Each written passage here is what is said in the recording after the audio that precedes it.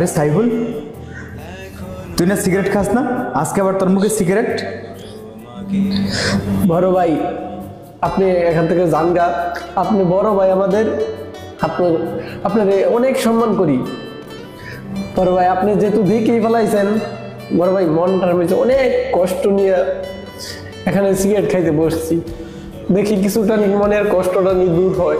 আরে সিগারেট খেলে কি কষ্ট দূর হয়? আরে তোর কি কষ্ট রে, তুই আমার কাছে খুলে কয় না। হ্যাঁ, আমি তোর বড় ভাই, তুই আমার কাছে কষ্টটা খুলে কবি তো। আরে এই দুনিয়াতে হাজারো কষ্ট অনেক মানুষ পোহাইতেছে, তার মানে কি সবাই সিগারেট খা? তুই জানিস আমার মনে কত কষ্ট? হ্যাঁ, তুই জানিস আমার এই বুকটা খুলে দিতে কষ্ট আর কষ্ট। আমি তো কোনো সিগারেট খেলাম না, আমি তো কোনো মদ গাছ এগুলো নেশা ধরলাম না। আরে সিগারেট মানুষের অন্তর্দ্বারে তিলে তিলে শেষ করে দেয়, জানিস?